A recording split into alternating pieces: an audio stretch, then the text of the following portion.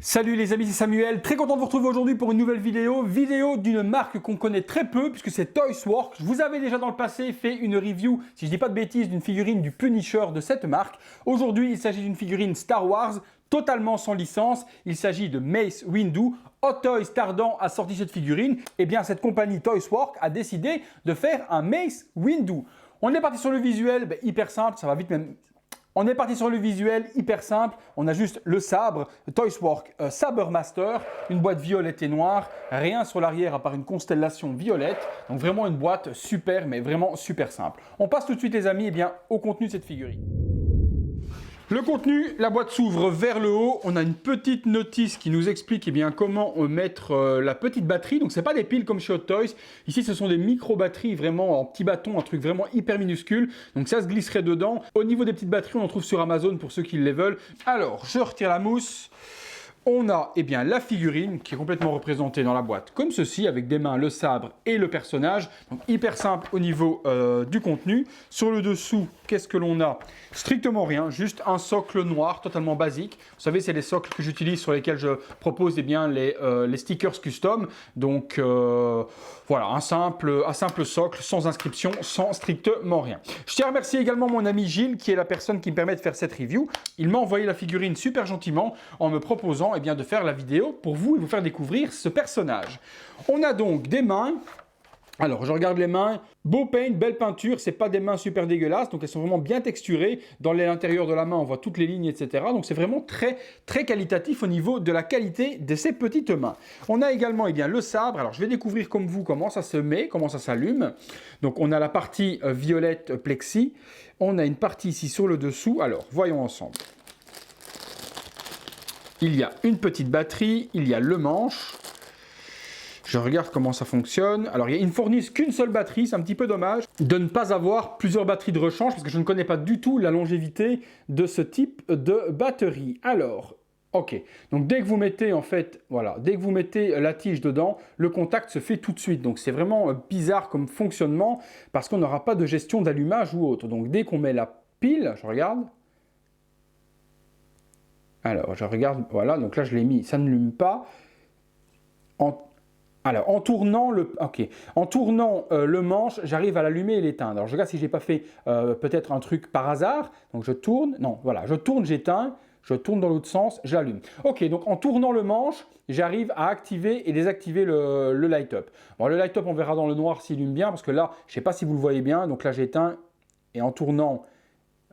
donc c'était bien un hasard parce que en tournant j'allume, donc il y a vraiment un sens pour l'allumer et pour l'éteindre. Ok, donc on peut l'allumer comme ça. Il faudra voir dans le noir ce que ça donne au niveau du light-up. Donc la partie sabre se déclipse en plusieurs parties.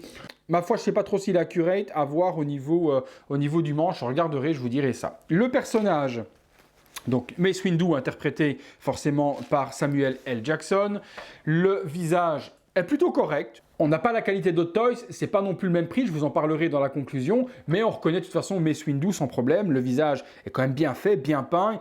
La tunique, alors, elle est totalement câblée sur les côtés, câblée sur le bas également, capuche câblé aussi.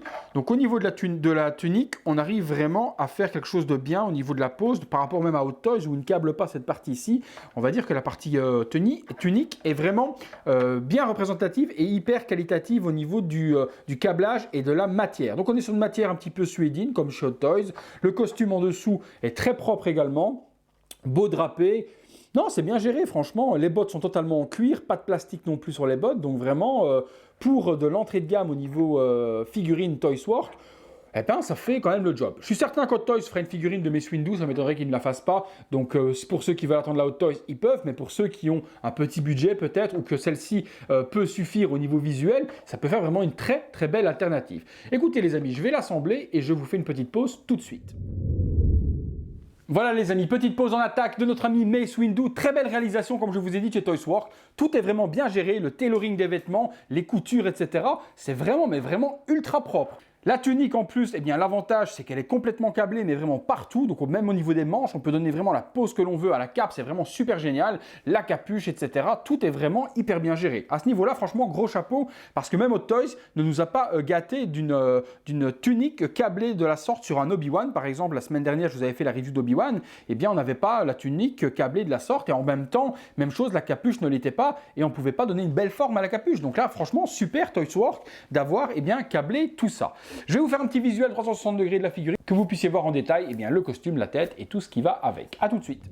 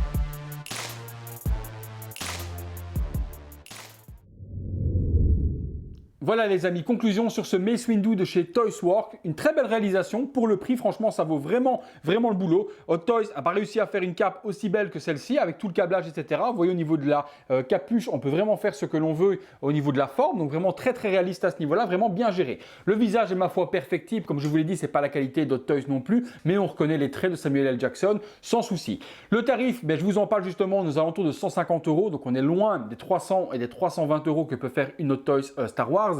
Donc ici, pour 150 €, vous pouvez trouver cette figurine dans la description, dans les liens habituels.